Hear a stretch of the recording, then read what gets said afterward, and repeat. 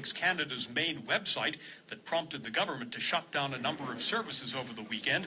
One of them was the electronic tax. Okay, hello Social Network live video stream viewers. This is Joseph Clark with Martial Arts World Radio. We have a great show for you tonight. We have some terrific guests. We have UFC fighter Jason Saggo. We have Benny the Jet URQUIDEZ. We have an interview with sports broadcaster Mark HEBSCHER and with Jamie Champion, president of Prospect Fighting Championships. Speaking of which, Prospect Fighting Championship 6 is taking place March 18th at the London Music Hall. The event is sold out, however the pay-per-view is not to be missed, so check out www.prospectfights.com and select the pay-per-view tab for more information. We've got a little news and weather, and then we're going to get the show kicked off in about 2 minutes' time. So thanks again for joining us for Martial Arts World Radio. From the Canadian Press, I'm Roger Ward. Dawn, why does your hair look like you just stuck your finger in a light socket? I wanted to feel the power of electricity. You could do that at Leslie Motors by driving our C-Max and Fusion plug-in hybrids, plus the new and improved Focus Electric. Get a Focus Electric for $23,999, taxes in, and finance it at 0% up to 48 months. That includes $14 grand in government rebates. Energize your life with Ford's lineup of plug-in, hybrid, and all-electric vehicles. Test drive one today and let Leslie Motors Ford show you why driving electric is a smart choice. Leslie Motors in Harrison, Walkerton, and Wingham. For tonight, periods of light snow with the wind from the northeast at 30 kilometers gusting to 50, low of -12. For Tuesday, periods of light snow and local blowing snow, another 2 centimeters.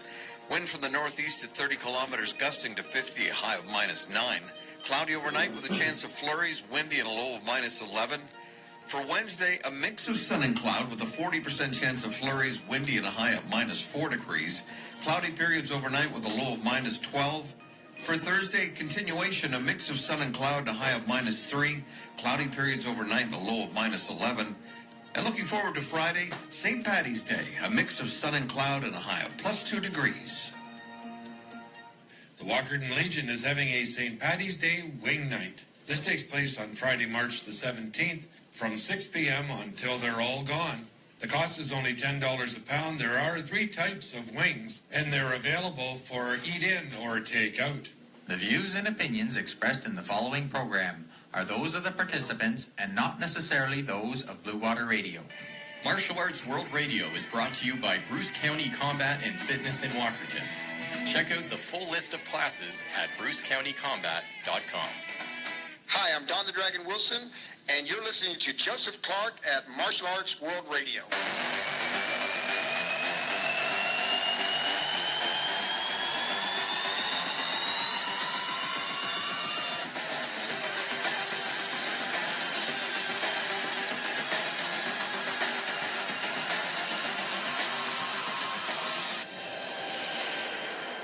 Welcome to Martial Arts World Radio.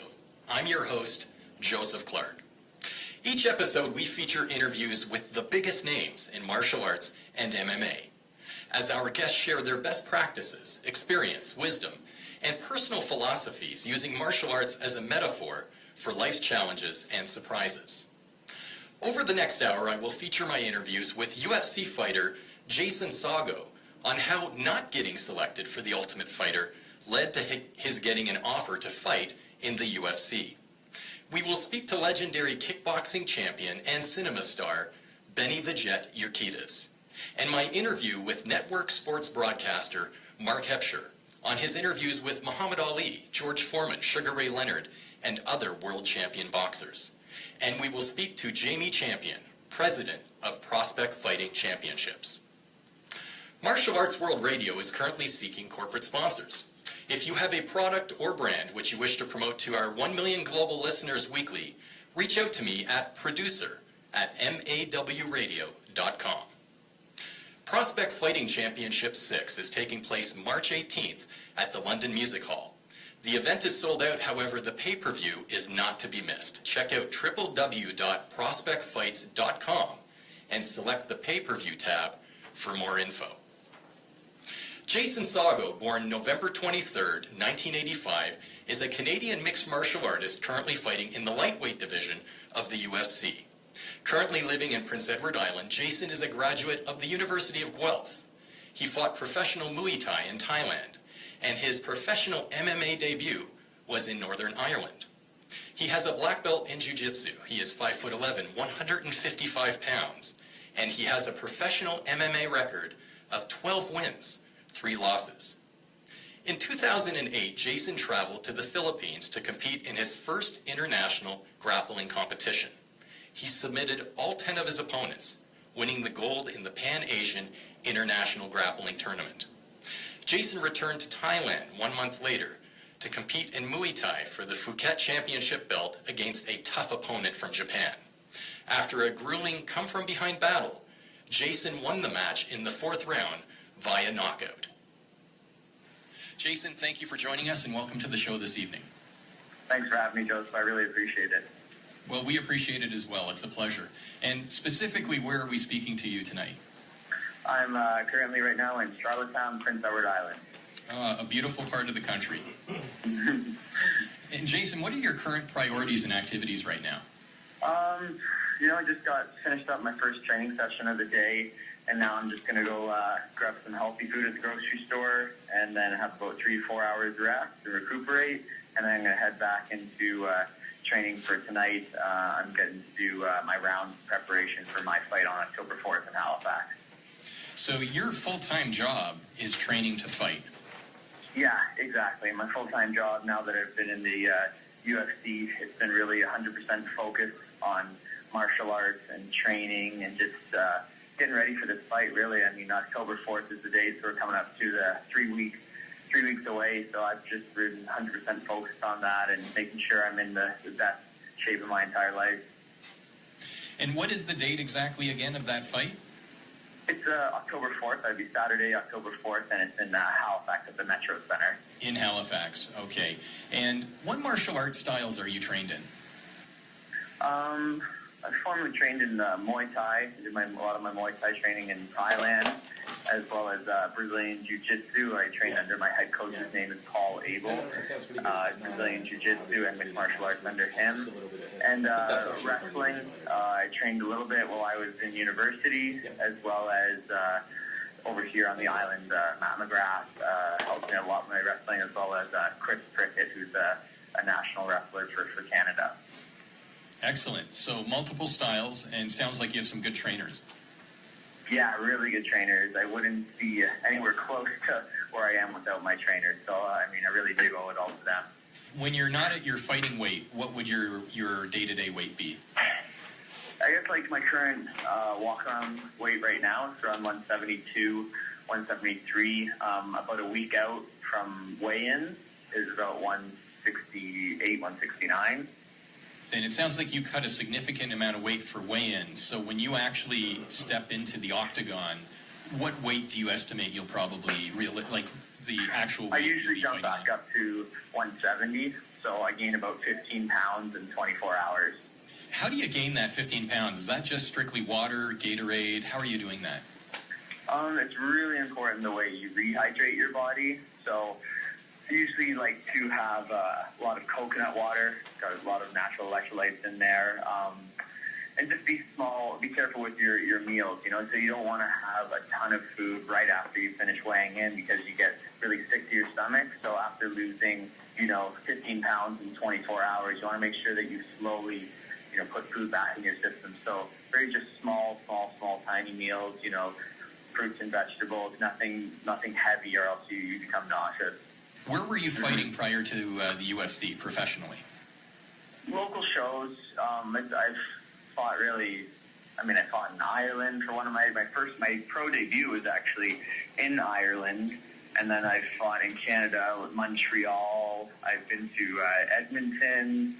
I did the first ever official card in Ontario at Casino-Rama. So just all over from coast to coast.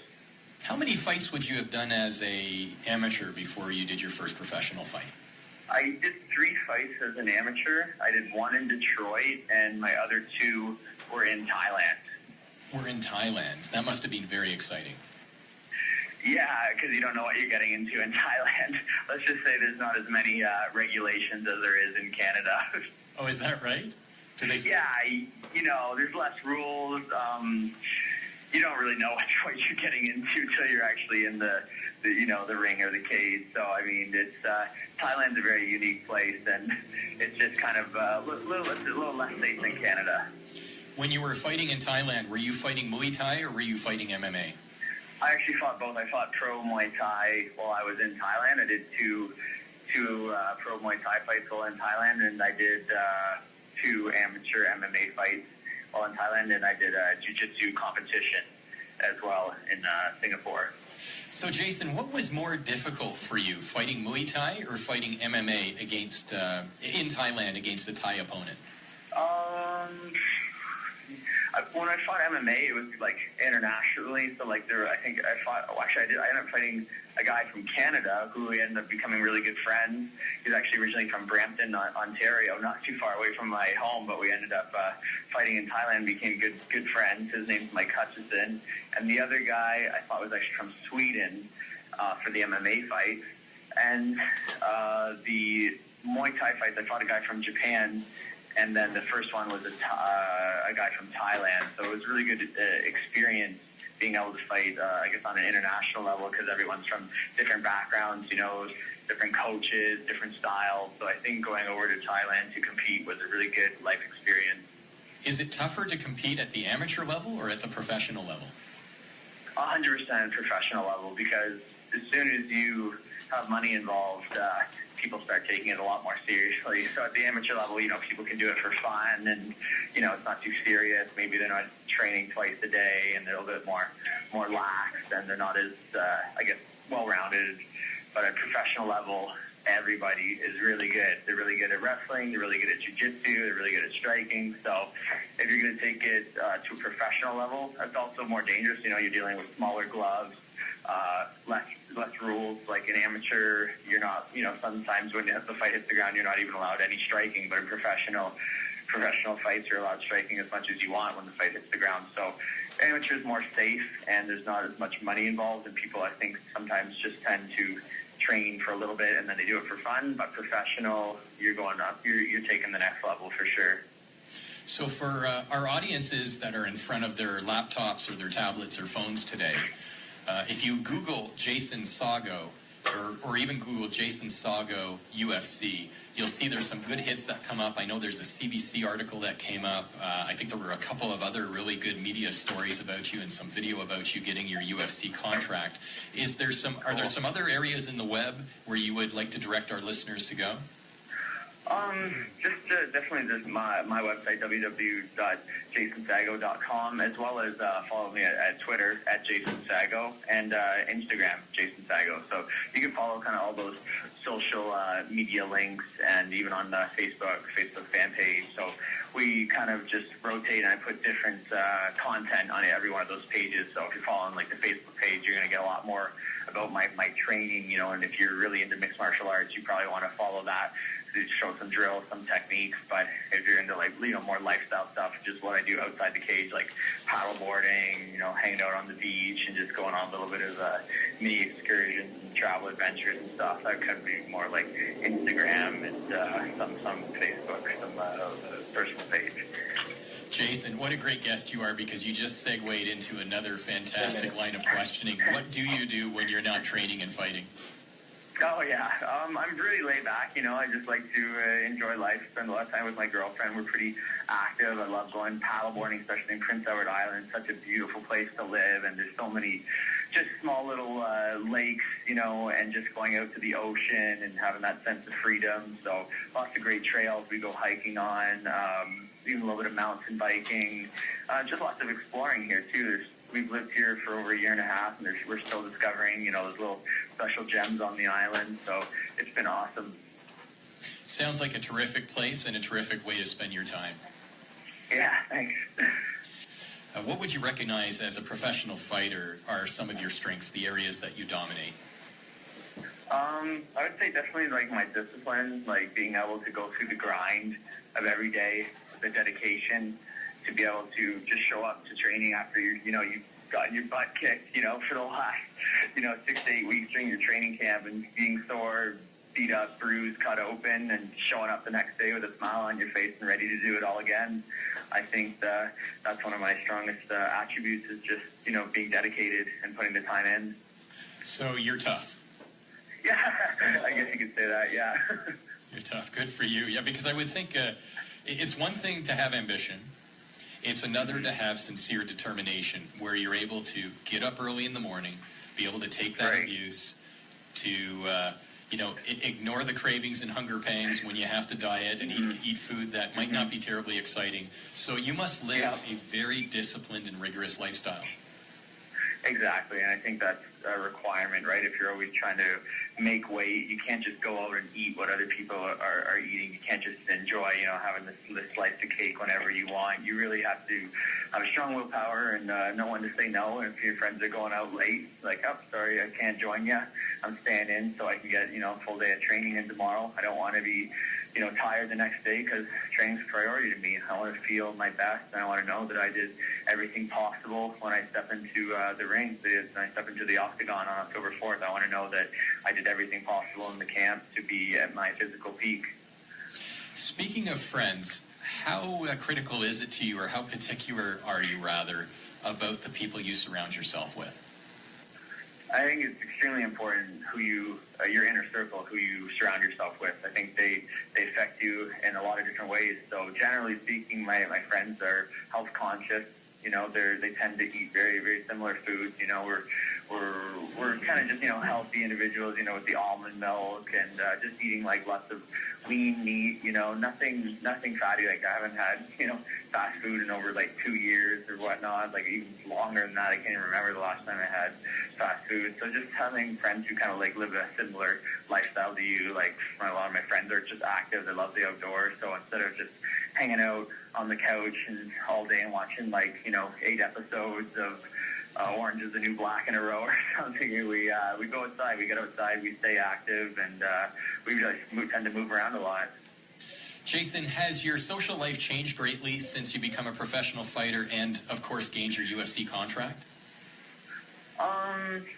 No, because I still spend that time with my girlfriend. The only thing that really changed is you just get recognized a little bit more, just being walking around town and be like, you see people kind of giving you the second look, and then they're like, you look familiar, or some people are like, hey, Jay, good luck training on your next fight. So it's kind of mixed, really. Depends where I'm hanging out. If I'm hanging out at just like the general gym where people are working out, and you get more people knowing about what I do and where I'm training. But if I'm in the grocery store, they just think that guy looks familiar. Maybe they saw him on like the Compass here on CBC on the island or stuff like that. And are the hometown folks pretty supportive? Oh, very supportive, very supportive. Everyone on the island has been 100% behind me, and they're, with me all the way, and I can feel that, and it makes me motivated to train extra hard for this fight. Now, Jason, a moment ago I asked you about what you felt your greatest strength was. Perhaps we could flip that around and do a little bit of soul searching. In terms of, I don't like to use the term weakness, but let's replace that with opportunity to improve or develop. What do you recognize as a professional fighter as that opportunity for you to improve and develop? That's a good question. Areas that I'm trying to grow in, it's like every day I'm trying to get better at jiu-jitsu, Muay Thai, wrestling. It's constant and never-ending improvement. Like I'm always trying to be a better version of myself than I was the day before, and that involves me going in and training and putting the time in at the academy, working with my coaches, researching when I get home, looking at videos on the internet, seeing what the guys at the highest level, guys who are champions in the UFC, seeing what they're doing with their life, with their training routine, and trying to duplicate that. So I'm just basically trying to see people that have already had success and are currently successful and trying to duplicate their efforts. Would you say that the majority of your training is actual conditioning, or is there a certain amount of it that's strategic? Oh, for sure. My style is more like technician, so you never see me just like kind of throw recklessly.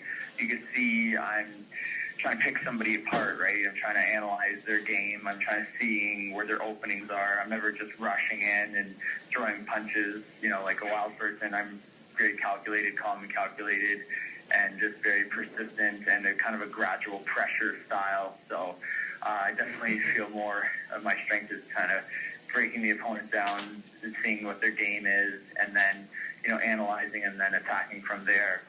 Not just rushing in there, drawing the technique and hoping for the best. I definitely more of a thinking kind of fighter than just super aggressive, throwing punches out there and seeing what happens. And Jason, since you've gotten your UFC contract and you're in the media a bit more and people are talking about you probably at home and both your homes, where you came from originally and now where you're training, are you experiencing a fair amount of celebrityism? Are there advances from people? Is there a lot of recognition? No, like minimal amount, like definitely more so than any other point in my life, I guess. It's nothing like too extreme. Well, it's just like, hey, hello, how are you? I saw you in the newspaper kind of thing. So it's nothing like too over the top right now. Maybe eventually if I just keep winning the fight, I can see it getting a little bit more and more, but it definitely, it's not going in my head or anything like that. Good for you. And for the benefit of myself and our listeners, you must have a lot of temptations in your line of work. I mean, one of them obviously is the diet. I would think would be something that can be very tempting at times to break off of. There might be other temptations as well. How do you deal with cravings and temptations?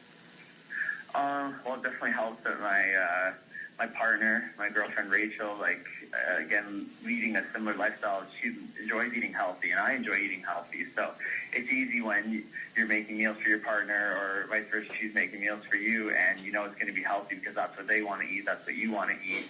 So it helps to, I guess, eliminate the temptation. So I know when she goes grocery shopping, she's not going down, I guess, the candy aisle and buying Hershey's Kisses and stuff like that. She's going and buying broccoli, spaghetti squash, spinach, and just healthy food overall. So the temptation is not there when I get home because the cupboard's not filled with sweets. That's a good support to have. Oh, yeah, 100%. You need to have somebody that supports what you do and they support your lifestyle. So it helps when, I think, with temptation, if it's not in front of you, well, at least with me, if it's not directly in front of you, then I'm not even going to be thinking about it. I'll be focused on the fight. But if you come home and there's I love carrot cake. If I see a big carrot cake, I'll be like, I really want to eat that carrot cake. So she knows to just make sure there's healthy food in the house, and she's making healthy food, and vice versa. I also make healthy meals as well. Sounds like a good plan. And not to put you on the spot with my next question, so if you want, we can come back to it. But in terms of the problems that you experience in your line of work, as a career fighter, what would you identify as possibly the largest problem that career presents for you? One of the ones that concerns me is concussions. I mean, that's a big problem. I want to be able, once my career's over, to be able to remember the small things that my wife does, or if my kid does something, I want to remember those moments. And I think concussions are not something that's really talked about. So concussions are a big concern of mine, and making sure that I'm training smart, that I'm not taking too much trauma to my head, and that when we're sparring, we got the headgear on, we got thick headgear on, we got the big gloves, and we're not, just thrown to the fences. So that's why I'm happy to be from a technical school that is aware of that, and that we are training smart, and we're not just, throwing to try to hurt our partner. We're actually concerned about our partner's health, and we make sure that we're training smart all the time. Jason has motorcycled by himself 5,000 kilometers across Thailand. He has completed a 77-kilometer trail hike through the Canadian Rockies. He has been fortunate to visit such countries as Singapore, Malaysia, Laos, Vietnam, and Cambodia. He has studied yoga in India, meditation in Japan, and he has planted over 60,000 tree saplings and served as a forest firefighter. We will feature more of Jason in future episodes of Martial Arts World Radio. This has been an interview with UFC fighter Jason Saggo. Bruce County Combat and Fitness in Walkerton offers recreational and competitive kickboxing and boxing classes for children and adults, as well as yoga classes. Your first class is always free to try. Bruce County Combat and Fitness offers single monthly memberships for as low as $45 and $67 for a family. Their drop-in fees are only $7 for most classes and just $5 for yoga and Little Warriors. Check out their full schedule at brucecountycombat.com. Find them on Facebook, Instagram, and Twitter. They also sell a full range of fight gear and apparel. Don, these winter days are getting me down. Well, here's something that might cheer you up. Ford just announced that they are Canada's best-selling automotive brand for 8 years in a row. That is great news. Makes sense with all the great vehicles we have to choose from. F-150, Escape, Edge, Focus, just to name a few. All with great offers from Ford. And don't forget about our Leslie Motors no-charge 2-year 40,000-kilometer maintenance plan. Thanks, Don. I feel better. That's good, because it's time to move some more snow. Crap. Check out LeslieMotors.com for all the details. Leslie Motors in Harrison, Walkerton, and Wingham. Tired of hard water wreaking havoc around your home? Dry skin and lifeless hair? Dull and dingy laundry? Soap scum and spotted glasses too? Hey, Culligan man! A Culligan water softener turns hard water soft every time. Soft water is the answer. Not cleaning products or detergents. Culligan saves you up to 50% on soaps and detergents while turning your laundry, bathroom, and kitchen brilliant, like me.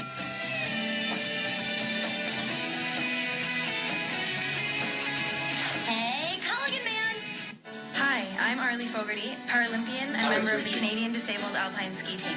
For each young girl, it starts with a dream.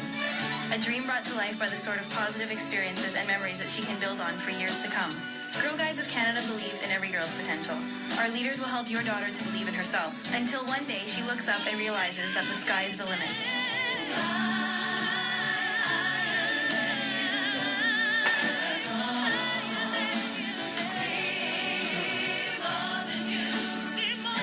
Can offer your daughter fun, friendship, and excitement, teaching them leadership skills and the value of teamwork along the way, all in a safe environment. Help your daughter fly higher and find her dreams. Call Girl Guides toll-free 1-800-565-8111 or visit girlguides.ca. Martial Arts World Radio is brought to you by Bruce County Combat and Fitness in Walkerton. Check out the full list of classes at brucecountycombat.com. News, music, and information. Blue Water Radio, all day long. 91.3 FM. Bruce County Combat and Fitness in Walkerton offers recreational and competitive kickboxing and boxing classes for children and adults, as well as yoga classes. Your first class is always free to try. Bruce County Combat and Fitness offers single monthly memberships for as low as $45 and $67 for a family. Their drop-in fees are only $7 for most classes and just $5 for yoga and Little Warriors. Check out their full schedule at brucecountycombat.com. Find them on Facebook, Instagram, and Twitter. They also sell a full range of fight gear and apparel. This is UFC fighter Alex Ritchie. You are listening to Martial Arts World Radio with Joseph Clark. This week's inspirational quote is from world karate champion and cinema star Chuck Norris and goes as follows. "Whatever luck I had, I made. I was never a natural athlete, but I paid my dues in sweat and concentration and took the time necessary to learn karate and become world champion." Chuck Norris. For those of you on your devices, check out this website, www.bobwallworldblackbelt.com. Again, that's bobwallworldblackbelt.com, the world's foremost martial arts online community and everything MMA and martial arts web store. On Saturday, March 25th, from 1 p.m. to 4 p.m. at Phoenix Performance Center in Mount Forest, Ontario, Canada, former Cuff Flyweight World Champion Danny Beauclerc will be conducting the Leg Loch Ness Monster Seminar. Participation is only $25. Visit www.phoenixcenter.ca for more info. Mark Hebscher is a network sports broadcaster who has been a sports commentator on TV and radio for over 30 years. His on-air personality and attitude is unique and refreshing. Mark co-hosted the groundbreaking Sportsline on Global TV for 11 years, from 1984 to 95, and developed a weekly collection of sports bloopers known as the Hepsi Awards. He also worked for Headline Sports and Q107, AM 640, Sportsnet, and The Score.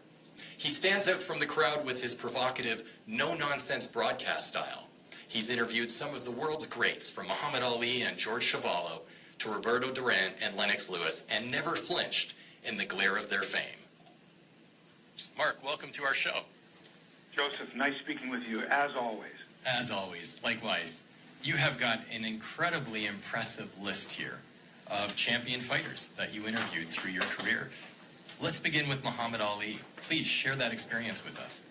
Yeah, actually, I'll tell you what, I had never met, the first time I met Muhammad Ali, I was disappointed. I was disappointed because I was there on a press kind of junket thing, and, you know, we all had a chance to ask him questions. It was before his fight with Larry Holmes. He really wasn't in the mood.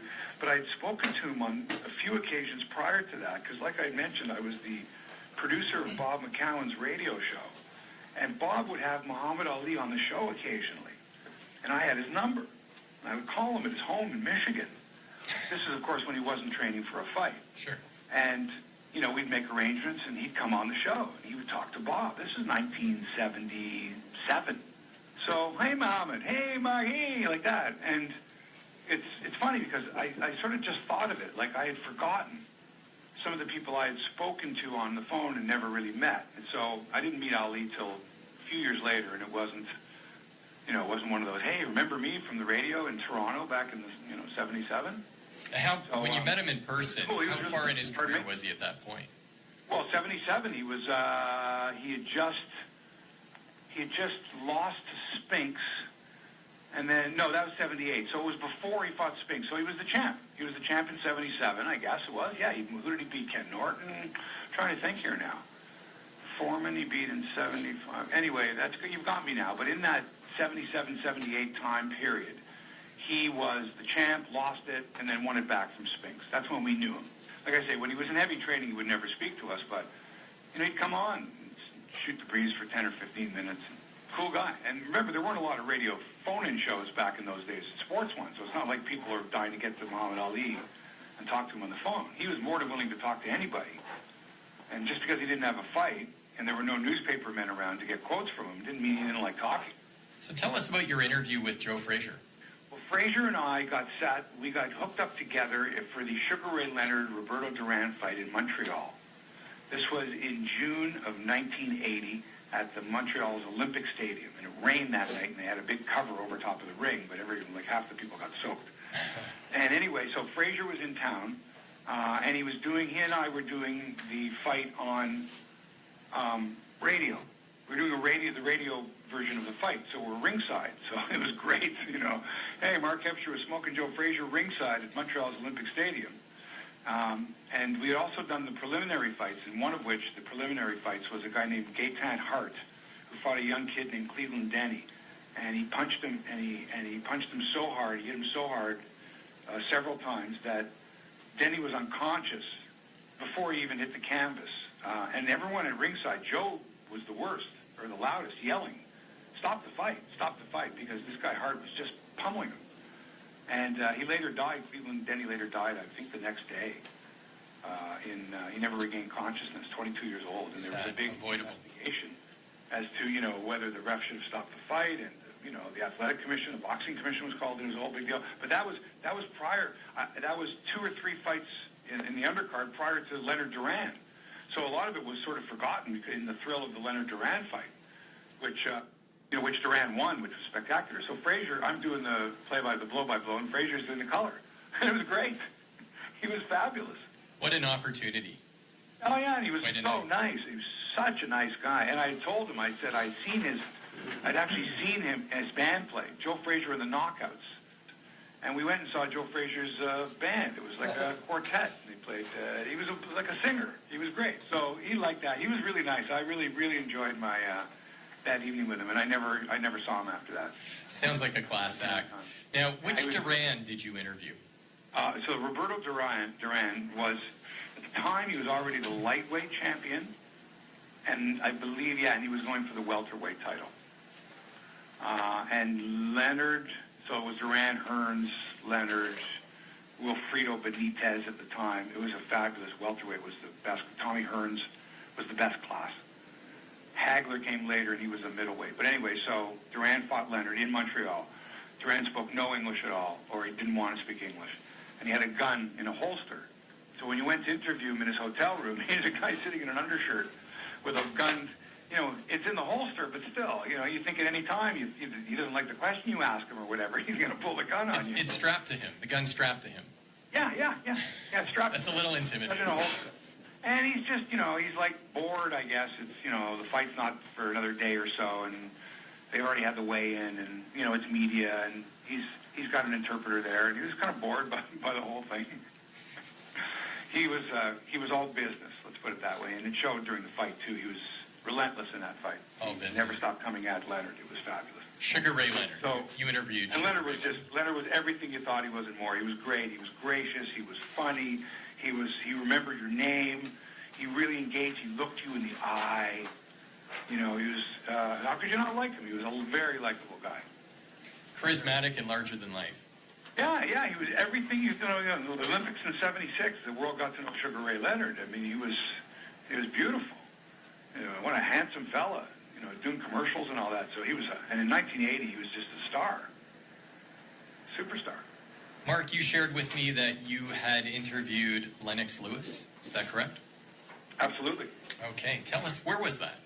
Well, before I ever interviewed him, I knew him socially. We had a mutual friend, and we had played pool many times together, billiards many times together. So I knew who he was. I knew him when he was a champion, before he was a champion in the 90s.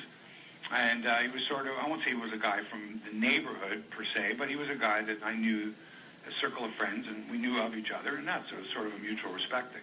So the actual first time I interviewed him was a short clip, but recently, I guess this past March, we had him and George Chavallo on our podcast, and he was great, just a great storyteller. He's got all his marbles, right? He's very quick, he's clever. I don't know how many times he got hit in the head. I mean, he's a big guy. He got knocked out a few times, but he seems to not have any ill effects, let's put it that way. And very engaging guy. And answers your questions directly. Just a good guy.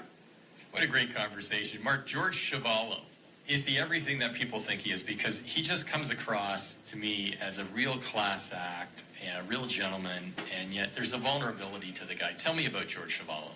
George Chavallo is, I would say, without a doubt, and this is no lie, the guy who got the worst breaks in life, yet is doing more for people now to help them so that they don't go through what he and his family went through. He lost 3 sons to drug overdoses. His wife committed suicide. Tragic.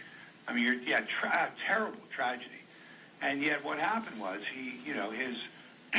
his remaining son and daughter, he cherished his life with them, and he could have easily gone down a deep hole. And he chose to, speak to young people about the evils of drugs and alcohol and use his own life experiences. Really a motivator, a mentor, just, an all-around good guy, and could have easily been taken advantage of by many, many people along the way, and may have well been. And just, to me, takes the high road. He could be bitter. Instead, he's thankful. Just a really wonderful guy. And I saw him fight. I was a kid, but my grandfather and father says George Chavallo was never knocked off his feet. Okay? Do you know what that means? Never knocked off his feet. Fought Ali twice, never knocked off his feet. Fought Frazier, never knocked off his feet. How about that? So, that's kind of the, before the Tragically Hip ever came along, George Chavallo was, a Canadian. He was Canadian. He fought all over the country. He was a Canadian heavyweight champion for many, many years, and he had a reputation as being like a down to the roots, Canadian-born, proud, tough, never say die, never knocked off his feet, lost 3 children and his wife, killed themselves. Look at him go. How about that? Did Chavallo ever talk to you about his fight with Ali? Oh, yeah, many times. He fought him twice. And what were some of his remarks about his fights? He could go through the entire fight, and I've seen him do it. I've been at banquets with George where, he'll say, well, in the first round, and he remembers all of it, right? No kidding. All of it. He can replay the entire fight for you, and he's done it, virtually the whole fight. First round, this is what happened. Second round, then he hits me here, got me with a combo, blah, blah, blah. But what he said about Ali was, he said he was so lightning quick. that when he hit you, it was like getting hit with the end of a bull whip. It snapped. Yeah. Right? You would hear it snap. So he felt his eye, like above his eye. He explained that he just felt the snapping of it. Okay, it wasn't it was like a sting, but it was like a cracking sound. Yeah. And he said, I remember that. He says, and I'm feeling my eye is starting to swell up, right? And so anyway, yeah, definitely. I mean, the guy, he fought him twice. Fought him in '66 at Maple Leaf Gardens, and they just had the 50th anniversary of that fight. They had a big celebration in Toronto. Ali was not there for that, of course. He was quite ill at that time. And he fought again in '72 in Vancouver. But I think by then, in '72, George was well past his prime. I mean, he was still a Canadian champion, and Ali had just come back, and he had lost to Frazier. And then I think this was in between those two fights. I think that was part of his comeback to take the title away from Frazier after Frazier had beaten him at Madison Square Garden. Well, geez, when I was a kid and all these fights, I loved it. And I was a huge fan. I used to watch the Friday night fights with my grandfather. I mean, I really liked Cassius Clay. Like, who is this guy? Wow. Yeah. Well, why does he say those things? Wow. And, I was just learning about the war and his stand on the war. And I thought, man, this guy's really something. Exciting man, yes. He's really something. Exciting man. Mark, we must bring this conversation to a close, but it has been a great one. Thank you for speaking with us about these opportunities which you had to interview these world champion boxers. Joseph, thanks for asking me on. Yeah, it was nice that you pulled you hit a trigger.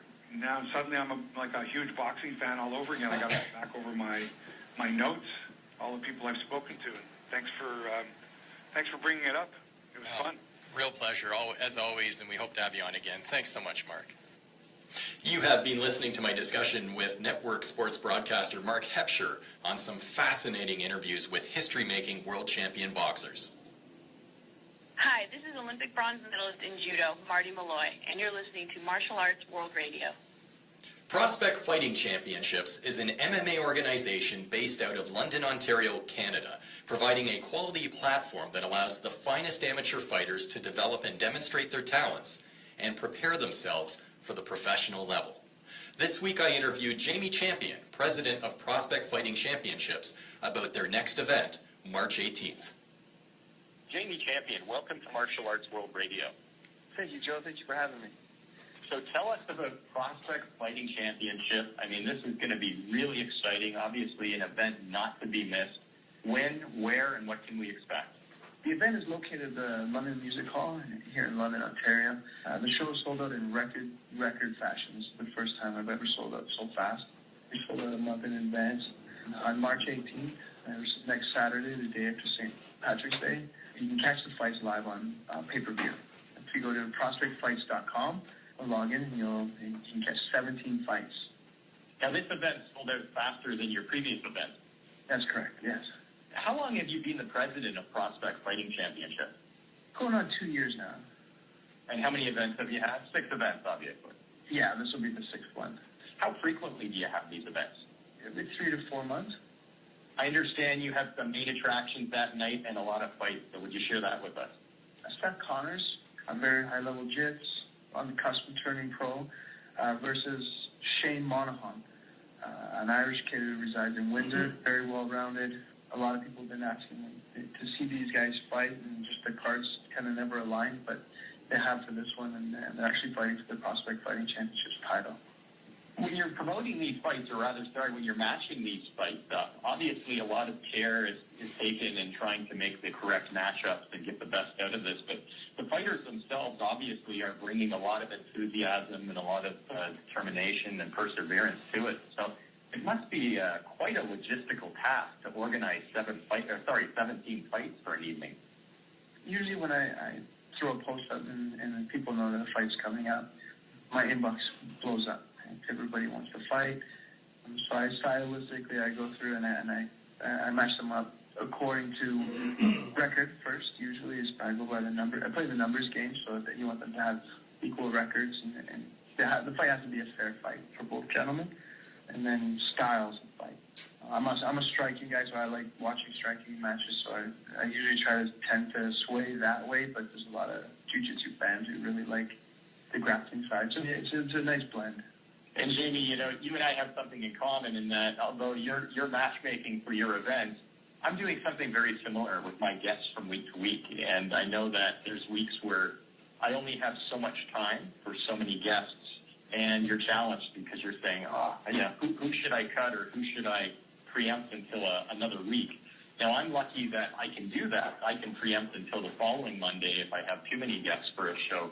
But in your case, you know, with your shows being months apart, it must be challenging when you take a look at the number of fights you have and say, who would I cut? Is there anybody out of these 17 fights that if you had to, would you be hard-pressed to decide who to cut in terms of the matches? No, I wouldn't cut any of them. I mean, 17 fights is a great number of fights. They're action-packed. But as for the only time you'd ever consider maybe cutting a fight and moving into a later date will be time restrictions for the pay-per-view or for the venue. But for the most part, I hammer through the fights very, very fast. There's no lull in between the rounds, in between fights. It's literally go, go, go, go, go. And for Prospect Fighting Championship 6, are all weight divisions represented that evening? They are, actually. I also have 2 women bouts. Great. And once again, for our listeners who are interested in ordering up the pay-per-view, let's give them those details one more time. If you visit prospectfights.com, and you'll see the link for the pay-per-view right on there. The cost is $20. $20, March 6th, Prospect Fighting Championship 6 pay-per-view. Jamie, we wish you all the very best for the event, and I appreciate you speaking with us today. Awesome. Thank you, Joe. I really appreciate it. This has been a discussion with Jamie Champion, president of Prospect Fighting Championships. This is Emily from La Dame Reflections in Durham. La Dame Reflections, this area's newest women's clothing and accessory destination. We stock 75% Canadian-made brands with exciting designs, all at fabulous prices. Visit us as we approach our first anniversary. Right now, our clearance sale is on, with exciting spring and summer fashions arriving soon. Visit Lisa or I at La Dame Reflections in Durham, 119 Giraffraxa Street South. We'll make you look great so you feel fabulous. Income tax stressing you out? Let Bill Brown's Income Tax take the worry out of tax time for you. Simply drop off your information at their office. Bill and his qualified staff will gladly process and file your return. For seniors living in Hanover, they offer free pickup and delivery of returns for your added convenience. Call 519-364-3236 or drop in today at 667 10th Street, Hanover. Office hours are Monday to Friday, 9 to 6, and Saturday, 9 till 5. Bill Brown's Income Tax in Hanover, 3 doors down from Tim Hortons, 519-364-3236. Martial Arts World Radio is brought to you by Bruce County Combat and Fitness in Walkerton. Check out the full list of classes at brucecountycombat.com. 91.3 FM, Blue Water Radio, broadcasts from the Hartman Communications Tower in Brockton. Hartman Communications, helping business communicate. Martial Arts World Radio is brought to you by Bruce County Combat and Fitness in Walkerton. Check out the full list of classes at brucecountycombat.com. Hi, this is Michael Jai White. You're listening to Martial Arts World Radio with Joseph Clark. Benny the Jet URQUIDEZ, born June 20th, 1952, is an American kickboxer, martial arts choreographer, and actor. Nicknamed the Jet, URQUIDEZ was a non-contact karate competitor who later pioneered full-contact fighting in the U.S. He made the transition from point to full-contact karate in 1974, the year of its inception in the United States. Frequently, he was fighting in bouts where the rules were ambiguous and contrasts in styles were dramatic. URQUIDEZ is also known for once holding the rare achievement of 6 world titles in 5 different weight divisions. And Benny remained largely undefeated in his 27-year career. Benny, thank you for joining us today. My pleasure. Do you still train and teach? You know, it's almost like you asked me, am I still breathing? You know, it's just something that I do. You know, to this day, I'm up at 5 in the morning, my wife and I, we're off and running and doing our thing. So nothing has changed. You know, it's a lot of people would ask, what has changed? But there from now, I said nothing. And Benny, you had a controversial fight against a Muay Thai boxer. Would you share that story with us? My brother and actually Howard Hansen started the WKA, the World Karate Association, or World Karate League. And so they asked me, so they were calling me a world champion. I said, well, how can I be a world champion? I haven't been outside the United States fighting like this. And so they said, you want to fight outside? Sure. And so, you know, 2 months later, they come back and said, okay, you want to fight Muay Thai? Honest to God truth, I thought that was his name. You know, I said, I'll fight Muay Thai. You know, I had no idea what that meant. Nobody heard of Muay Thai at the time. And so they brought 2 champions from Thailand. I think Ernest had fought the first Muay Thai. I mean, he fought the first fight. He was the semi-event. I was the main event.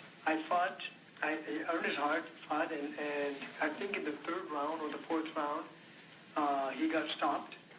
Then I came up. Now this is at the Olympic Auditorium, and the dressing room is underneath the stadium, and you can hear the rumbling on top. And so I'm hearing Thailand, USA, you know, and I come out, the air is so thick. And I see him in the ring, and he's doing his prayer. I'd never seen that before. So, you know, I was kind of, you know, I've never heard that kind of music or saw that before, and I was kind of moving around like if I was dancing to his music, and all the Thai people must have thought I was making fun of them. And so... So the air's getting really thick. No, really, I had no idea. I've never seen that before. So he came, and next thing you know, he simulates shooting an arrow at me, and I put thumbs up, and the bell rang, he came out, and I've had Charlie horses before, but I've never been thigh kicked like that before where my eyes bulged out. I said, whoa, I've never had anybody intentionally trying to break my legs. And the fight went all the way up until the 9th round. And, you know, the first round, I went back to my brother, and I said, what do I do? And he says, kick him back. And I said, oh, yeah. I went back, and I kicked him, and he leg checked me. Oh, that even hurt worse. Man, that hurt so bad. I said, okay, I'm not going to kick him again like that. This was a new experience for you, Benny. Oh, yeah. I've never felt that before. I've never felt anybody leg check me before. And then he started clinching me and elbowing me and so forth, and all the Americans thought he was cheating because they'd never seen that before. Sure. And so I didn't know what to do. My brother didn't know what to tell me what to do. So I'm a good judo man. So I ended up picking him up and throwing him on his head. And every time he clinched me to knee me, I threw him on, I threw him. And all the Thai people think I'm cheating because they've never seen that before. And so next year, you know it, all the Americans, all the Thais are getting really heated up and so forth. And the 9th round, a fight started up in the audience. And it went like a wave all the way around the audience. And they stopped the fight saying, you know, no contest, because they were afraid that they were going to fight. I said, it's too late. And so I stopped. I jumped in the ropes. Because my mother and my sisters were there, and I watched my brothers escorted them out. But it was the first time ever introduced to Muay Thai fighting. So after that, I looked at it, and I said, okay. That's when I started designing shin guards and so forth, because, you know, I really never thought that. But after watching him leg check me and so forth, then I started developing leg checking and so forth. And next year I know it, I have, they're giving me an invitation to Japan. And anybody that challenged me in their country, I went to their country fighting under their rules, under their fans, under their judges, and that's just how it all started. I started building the sport of kickboxing around the world. Now, Benny, if we can change lanes for just a moment. Sure. I understand, because you've done a lot of film work as a result of martial arts. I believe you worked with Patrick Swayze on the film Roadhouse. Is that correct? Absolutely. Matter of fact, I doubled him on some of the of the thing, but I was the stunt coordinator on it, and so we, it was a lot of fun. It would, to tell you the truth, I really didn't think it was work. I felt we had such a good time and so forth, and teaching Patrick, you know, and him coming from a dancing background, and when I started teaching him technique, he started getting very frustrated because he was getting angry at himself because he says, I'm a dancer, I should know how to do all these different moves, and I was showing him something different of rhythm, and for the first couple of days, I saw him be real frustrated, and I went home, and I started putting some technique, and I started putting music together, and I started doing these techniques with music, and I went back the next day, and I told him, I said, I'm going to try something different, and I said, you know, I want you to follow this rhythm, and I turned on some music, and once I did that, I was in his element. I was in his backyard. He lit up, and we had a blast every since. And every workout was with music. So it was a lot of fun with Patrick, and truly incredible warrior and actor. I really had a good time, and we became good friends. Sounds like you really connected with him. Yes. You know, it's most actors usually the first week, they always give me a hard time the first week. And after that, once I earned their trust, you know, then they allow me to push them right to the edge. And they trust themselves that they can handle anything that I push in front of them. So there's a collaboration of trust going back and forth. You know, Benny, you and I are in preliminary discussions about possibly collaborating on a book that speaks to your personal philosophy on internal martial arts. We're talking about an internal book in who I really am, and in my background, in my walk on this earth. Basically, it's to fight. I heard somebody say it's a third space once upon a time. To me, truly a third space, you know, is we're talking about places that we go.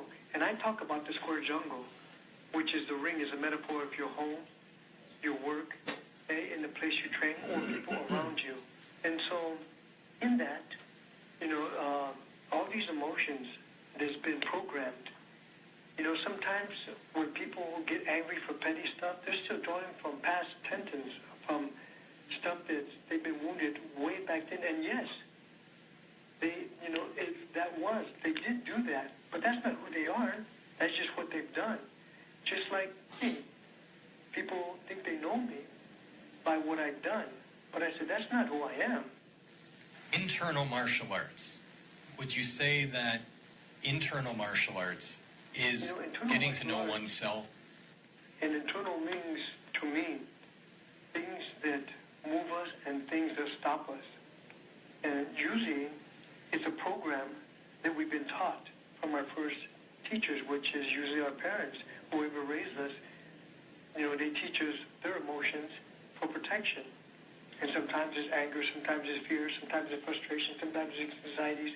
But they're teaching this for us so they can protect us. But what happens is we start to forget our brilliance. And that's basically what happens is the internal is to be able to forget what you know and remember what you forgot. And what you know is a program, and what you've forgotten is your brilliance of coming in this world and why you exist, why you're here. I think this book will answer a lot of these questions that people are looking for and are really looking for solutions of, okay, if you tell me how to do it, is one way, but if you show me how to do it, is another, because everybody receives information differently. Are you incorporating this philosophy into your training with your students today? This type of training is a way of life. From the time the I am concept of what they say, when they open up their eyes, when they get up, because it really makes a big difference of what they, you know, the I am concept of what they say to themselves. And if they think, you know, how they're going to make it through the day, then exactly, they're struggling through the day. But if they're getting up and being thankful that they had this day to do the things they love doing and be with people they love being with, then there's a chemical in that system that if they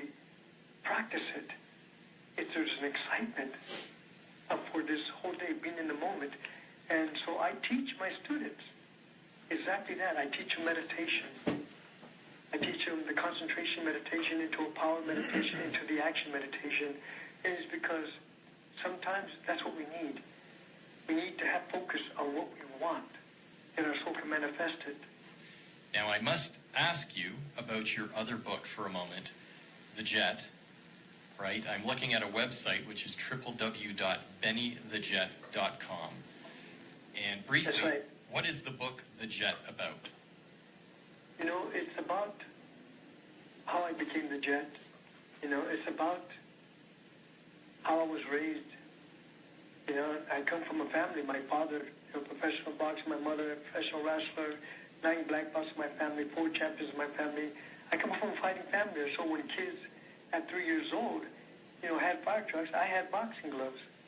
So we entertain each other by, boxing, fighting with each other, you know, and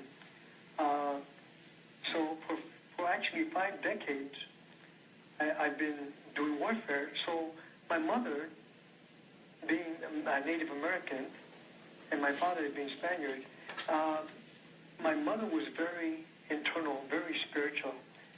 And my mother would always talk to me about the spirituality, the understanding why people do the things they do. And my father was very external. He was very physical. And he would show me to be strong, to not show emotions, to hit harder, to move faster, to have more endurance. And so he was so external. But my mother was so internal that it both gave me a balance. I'm so glad they were able to teach me, and I was, you know, and they actually forced me. I mean, I caught myself sometimes crying because I didn't want to, you know, I didn't want nobody to know that they were actually, you know, giving me manicures and pedicures and telling me this and that, and I really felt very embarrassed, but I grew up extra fast.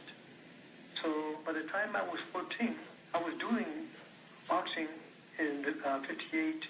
In 60, I started judo. In 63, I started Kempo karate.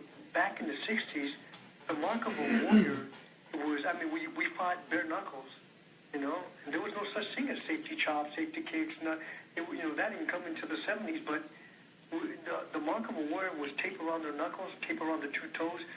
You knew that warrior came here for business, and throwing each other on concrete and wood, and, you know, that's just the way we fought back then. And, you know, we were bleeding all over the place, but yet we would bow, and there was the prosciutto respect. There was a code of honor between warriors back in the 60s. Even though we fought bare knuckles and slamming each other and so forth, you know, we'd be bleeding, but yet we would still respect one another. And even if my opponent lost, he would bow, he would smile, and give me thumbs up, and in his eyes he would say, "Until I see you next time." And so there was that code of honor between warriors. Benny has starred in over 30 movies, and he has also authored several books on martial arts. His wife Sarah is a 4th-generation medicine woman. You've been listening to my interview with world champion kickboxer Benny the Jet URQUIDEZ. Be sure to check us out at www.mawradio.com and follow us on Facebook, Twitter, LinkedIn, and YouTube by following Martial Arts World Radio. I'm Joseph Clark, and thank you for joining us.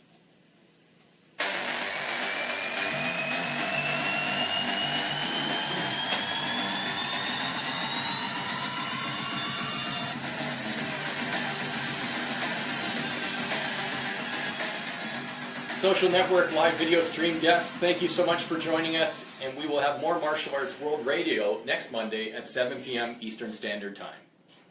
Blue Water Radio News is sponsored by New Orleans Pizza in Hanover. Fall in love with the new chunky